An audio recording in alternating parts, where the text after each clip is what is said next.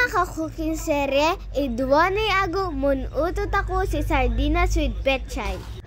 Lugyan tako ay mun slice si sibuyas ya bawang. Kanan kasinwag sa nananatang. Ikam ko puman natang. Dupa, wag puro gulay. Nakakatawa. Di iklog lang. Araw-araw na lang ali itlog ang ulam mo. Isunod na natin hatiin itong mga pechay.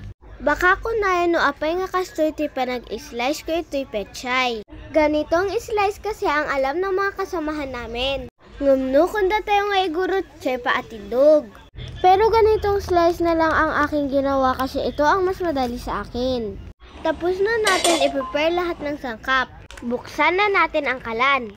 Ilagay na natin ang kaldero. Painitin ito ng konti. Bago natin lagyan ng konting mantika. Pag mainit na yung mantika, ilagay na natin yung bawang. I-fry natin ng onte. Bago natin isunod, ilagay ang sibuyas. Ilagay na natin itong sibuyas. Antayin nating lumabas ang aroma. Bago natin isunod yung mga pechay. Ikiwar-kiwar kan i-mix-mix tayo. Tapnupan tayo pagkaluto na. Okay na to, ilagay na natin ang mga gulay. Ikiwar-kiwar kan i-mix-mix tayo manan. Yes, walang katapusan sa pag-kiwar-kiwar at pag-mix-mix. Ganto talaga pag tagaluto tayo. Pero alam nyo guys, na-enjoy ko po ang pagluluto. Pero minsan nakakatamad, chariz! Real talk po yun. Takpan na natin, antayin muna nating maluto ng saglit. Few minutes later. Buksan na natin, medyo luto na. Kailangan na check palagi kasi madali lang maluto ang pechay. Dahil medyo luto na, ikiwar-kiwar tayon. Ilagay na natin ang 2 dilata ng Ligo sardines. Ligo, igalaw ang baso, baka naman.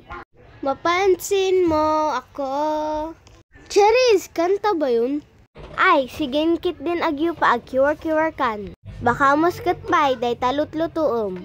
Naglagay din ako ng konting nawasang tubig. Para naman medyo may sabaw ang aming ulam. Bago ko pa makalimutan, lagyan natin ng konting asin. Konti lang guys, kasi yung sardinas may lasa na po yun. Ikiwar-kiwar kan i-mix-mix na yun.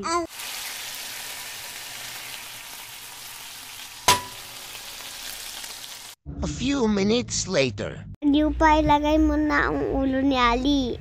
Ay, ito yung itlog ni Ali. Baka daw karugo. Itutumog kayo kay Papa. Baka dumagon yung apay ko nga inikat itlog.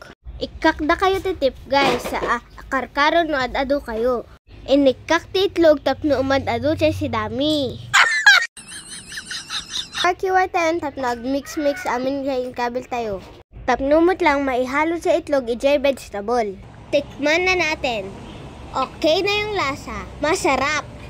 Magugustuhan din ito ng mga bata. Promises, gawin nyo na.